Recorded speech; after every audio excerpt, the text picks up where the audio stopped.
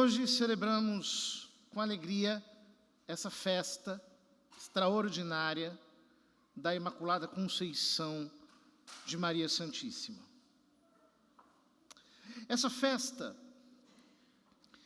tem uma grande importância justamente porque ela recava as suas raízes nos inícios da Sagrada Escritura.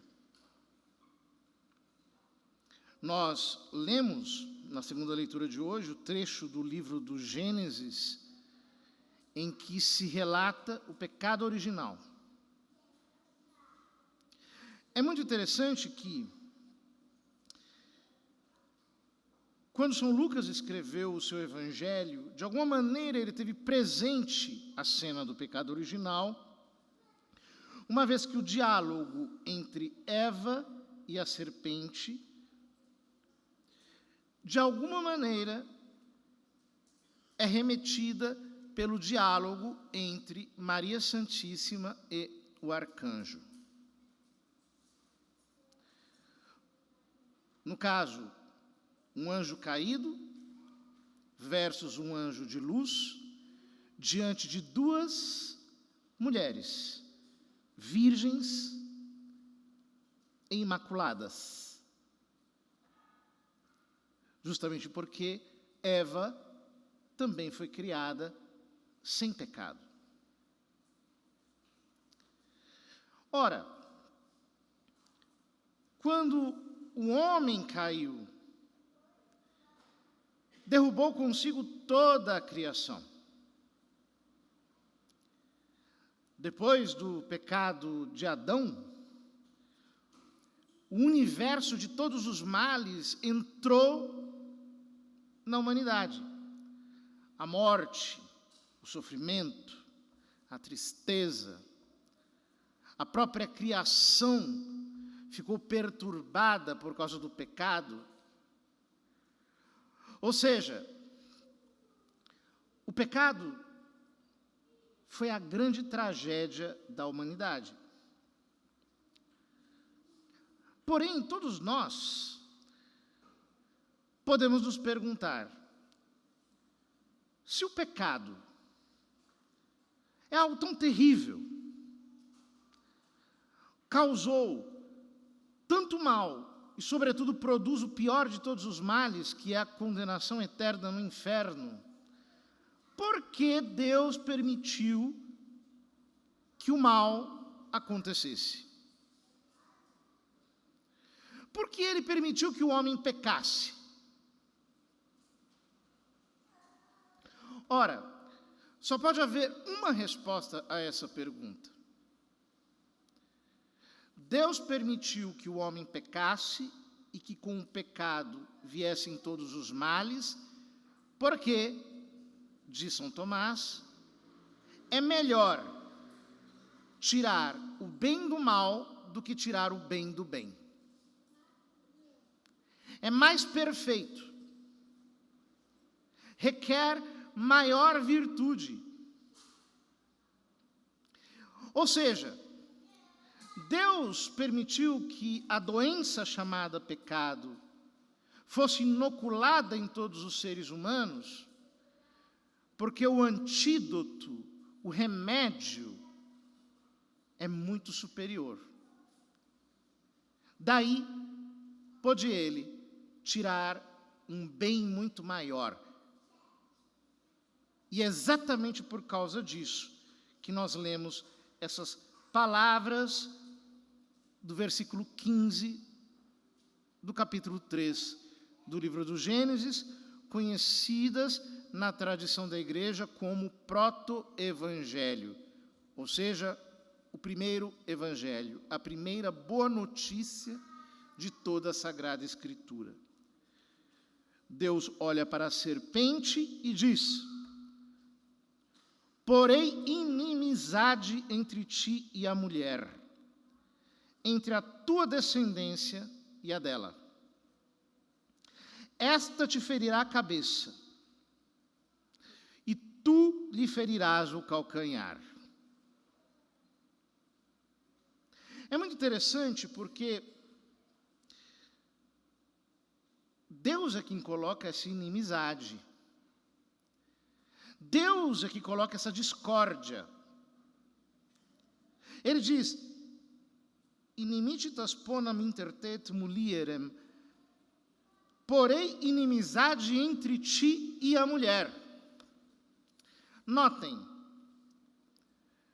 no livro do Gênesis, até esta cena, Eva nunca é chamada pelo seu nome. Por 12 vezes é chamada de mulher. Exatamente por causa disso, por exemplo, São João, no seu evangelho, nunca chama Maria Santíssima pelo nome. Chama-a de mãe de Jesus, e Jesus, quando se refere a ela, diz: mulher, minha hora ainda não chegou. Mulher, eis o teu filho. E no Apocalipse, no capítulo 12, eis que apareceu um grande sinal no céu, uma mulher, vestida de sol. Ou seja, ela é chamada de mulher, porque já nesta página do livro do Gênesis, Deus revela: eu tenho um plano de salvação para a humanidade. Ou seja, a nossa salvação não foi improvisada. Antes que o homem pecasse, Deus já previra a sua salvação. Antes que o homem viesse a cair, Deus já havia providenciado o remédio. Que remédio é esse? Uma mulher e o seu descendente. Isso significa, queridos irmãos, que Maria Santíssima não aparece no nosso plano de salvação por um acaso. Eu já vi, por exemplo, pessoas erroneamente explicarem que o anjo Gabriel saiu procurando para ver e encontrar, quem sabe, uma menina digna. Isso não está na Escritura. Na Escritura está escrito que ao 6º mês, o anjo Gabriel foi enviado por Deus a uma cidade da Galiléia chamada Nazaré, a uma virgem prometida em casamento a um homem chamado José. Ele era descendente de Davi e o nome da virgem era Maria. Ou seja, ela está prevista desde antes da criação do mundo como remédio para o pecado. O seu Filho, nosso Redentor, não se encarnaria de qualquer modo. É importante que nós pensemos essas coisas na perspectiva de Deus. Ou seja, Deus poderia ter salvado o mundo de outros modos? Poderia. Mas Ele quis salvá-lo deste modo, encarnando-se no ventre de uma mulher. Portanto, ela foi criada para gerar Cristo. Ela foi criada para ser a nova Eva, que deu à luz ao novo Adão. É muito interessante que o movimento da criação é um movimento, como dizia São Tomás, de éxitos, de saída. E no movimento de saída, a mulher procede do homem. Mas no movimento de réditos, ou no movimento de retorno, é o homem que procede da mulher. Primeiro vem Maria e depois Cristo. E exatamente o mistério da Imaculada Conceição se entende por causa dessa relação única. Ela foi criada para ser a mãe do nosso Redentor. Ela foi criada para esta finalidade, estava prevista desde todos os séculos. Nós podemos dizer que toda a criação foi projetada em função de Jesus e Maria. Toda a criação.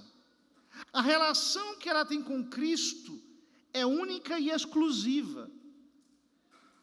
É muito interessante que alguns irmãos não compreendem isso e dizem, os católicos dizem que Deus teve que fazer Maria Imaculada porque Cristo não poderia herdar o pecado de Maria. Mas, dizem eles, procedendo assim, nós também teríamos que dizer que Santana foi feita imaculada para que Maria não se contaminasse com o pecado de Santana. O problema não é esse. Não se coloca nesses termos. O problema é outro. Somente Maria Santíssima foi criada para ser a mãe de Deus. Somente ela foi criada para ser a doadora da humanidade santíssima, assumida pelo Verbo divino, que é o instrumento da nossa redenção. Humanidade santíssima tirada dela, exclusivamente dela, sem concurso de homem. Ela foi filha de São Joaquim Santana.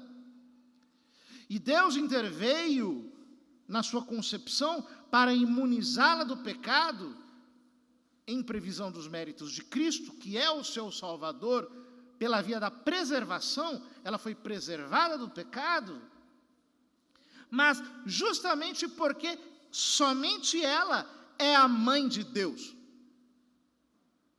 Deus tomou a humanidade exclusivamente dela. E, portanto, não havia outro jeito. Aquela que nos deu o cordeiro sem mancha não podia estar manchada. Ela é imaculada. Nela não há a mancha da culpa primeira. E se o pecado trouxe todos os males, a preservação do pecado em Maria trouxe todos os bens, um dilúvio de graças. A alma da Santíssima Virgem é um oceano de fé, esperança e caridade. Ela é a obra-prima da criação. Vejam, nós lemos na segunda leitura algo extraordinário que São Paulo diz. Em Cristo ele nos escolheu antes da fundação do mundo, para que sejamos santos e imaculados sob o seu olhar, no amor. Ele nos predestinou para sermos seus filhos adotivos por intermédio de Jesus Cristo, conforme a decisão da sua vontade, para o louvor da sua glória e da graça com que ele nos agraciou no seu bem-amado. Vejam, ele nos escolheu antes da fundação do mundo para que fôssemos imaculados. Mas eu pergunto, algum de nós aqui pode se dizer verdadeiramente imaculado? Não. Todos nós somos manchados pelo pecado, carregamos relíquias dos pecados, apego pelo pecado, somos deformados pelos nossos vícios, todos nós carregamos em nossa alma todo tipo de sequela que o pecado trouxe. E a grande maioria de nós, se não for para o inferno, vai ter que pegar um bom purgatório para poder ir para o céu. Esta é a realidade. Ora, se ele nos predestinou para sermos imaculados, será que a redenção de Cristo seria tão baixa que não houvesse uma criatura, apenas uma, que fosse totalmente perfeita, totalmente sem mancha, totalmente plena da vida de Deus, cheia de um amor incomensurável, sobrenatural. A obra do Calvário foi perfeita. E ela manifesta toda a sua perfeição em Maria Santíssima. Portanto, quando eu digo que Maria é Imaculada, eu não estou diminuindo a redenção de Cristo, pelo contrário, eu estou mostrando que a redenção realmente funcionou. Porque há uma criatura que não é Deus, é uma mulher, é uma criatura humana. Há uma criatura que verdadeiramente recebeu toda a perfeição da obra redentora de Cristo. Eu, quando digo que Maria é Imaculada, estou elevando a redenção de Jesus Cristo. E mais, quando digo que Maria é Imaculada, eu estou mostrando mais uma vez que Jesus Cristo só tem um Pai, que é o Deus eterno, e só tem uma mãe, que é a Virgem Maria. E ele não poderia ser filho de uma mulher que tivesse sido escrava de Satanás, nem por um segundo, pela mancha do pecado original. Portanto, a Imaculada Conceição é uma exaltação de Cristo, da glória de Cristo, do poder de Cristo, da graça salvadora de Cristo. Não há nenhum tipo de feitura da divina graça que ultrapasse em grandeza e beleza a formosura da alma da Santíssima Virgem Maria. E é por isso, queridos irmãos, que a Igreja olha para ela com toda a veneração,